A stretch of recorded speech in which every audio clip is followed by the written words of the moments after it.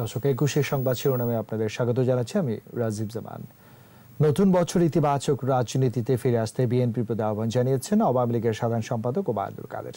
আর বিভেদের রাজনীতি ভুলে জাতির পিতার আদর্শ বাস্তবায়নে শেখ হাসিনার নেতৃত্বের প্রতি আস্থা রাখার আহ্বান জানিয়েছেন আওয়ামী লীগ নেতারা।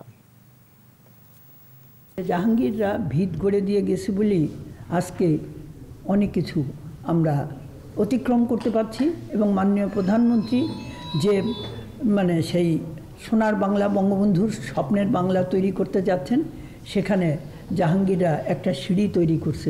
বিএনপি এবছরে গণঅভ্যুত্থান ঘটিয়ে সরকারের পরিবর্তন ঘটানোর শপথ নিয়েছে বছরের প্রথম দিন। আমি বিএনপিকে তার আগে পজিটিভ পলিটিক্সের ধারায় ফিরে আসার আহ্বান জানাচ্ছি। দেশ ও জনগণের স্বার্থ তাদের রাজনৈতিক কৌশলে প্রাধান্য পাচ্ছে না। চলে গেলেন বীর মুক্তিযোদ্ধা নারী অধিকার আন্দোলনের অন্যতম পুরোধা বাংলাদেশ মহিলা পরিষদের সভাপতি আয়েশা খানম। ইন্না লিল্লাহি ওয়া ইন্না ইলাইহি রাজিউন। শনিবার সকালে রাজধানীর একটি হাসপাতালে শেষ নিঃশ্বাস ত্যাগ করেন তিনি। বাদ আসর রাষ্ট্রীয় মর্যাদা শেষে নেত্রকোনায় পারিবারিক কবরস্থানে তাকে দাফন করা হবে।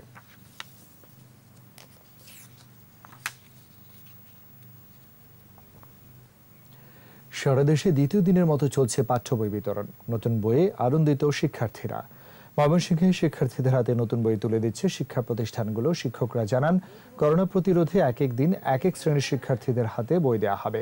গাজীপুরের ৫ উপজেলা ও সিটি কর্পোরেশন এলাকা এবং নড়াইলেও প্রাথমিক, মাধ্যমিক এবং ইবতেদায়ী শিক্ষার্থীদের মাঝে পাঠ্য বই বিতরণ চলছে।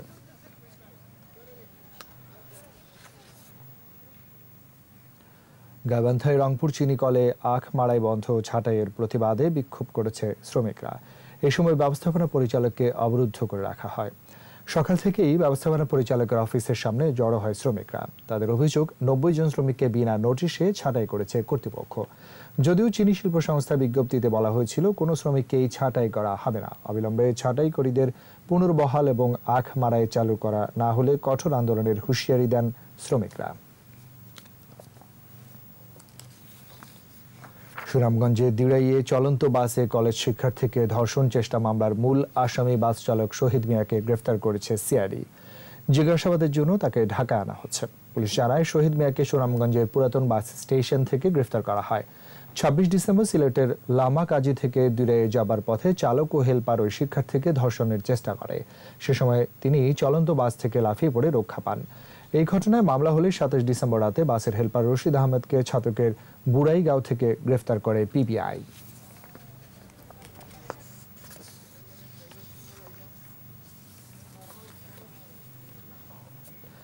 খেলার খবর, ২০২০ সালে ওয়ানডে আন্তর্জাতিক ক্রিকেটের সর্বোচ্চ সেঞ্চুরিয়ান হিসেবে শীর্ষ ৫-এ জায়গা করে নিয়েছেন বাংলাদেশের তামিম ইকবাল ও লিটন দাস। ২টি করে সেঞ্চুরি নিয়ে তালিকায় দ্বিতীয় ও তৃতীয় স্থানে এই দুই ব্যাটসম্যান। আর ৩ সেঞ্চুরি নিয়ে শীর্ষে অস্ট্রেলিয়ার স্টিভ স্মিথ। ২০২০ সালে ওডিআইতে শীর্ষ ৫ সেঞ্চুরিয়ানের নাম প্রকাশ করেছে আইসিসি। এতে দ্বিতীয় স্থানে বাংলাদেশের ওডিআই অধিনায়ক ওপেনার তামিম ইকবাল, তৃতীয় স্থানে আরেক টাইগার ওপেনার লিটন দাস, চতুর্থ স্থানে ওমানের আকিব ইলিয়াস এবং পঞ্চম স্থানে অস্ট্রেলিয়ার অ্যারন ফিঞ্চ। দর্শক, এই ছিল আমাদের সংবাদ শিরোনাম। সন্ধ্যা ৬টায় ২১-এর দেশের সংবাদ দেখার আমন্ত্রণ রইল। স্বাস্থ্যবিধি মেনে চলুন, সুস্থ থাকুন আর ২১-এর সাথেই থাকুন।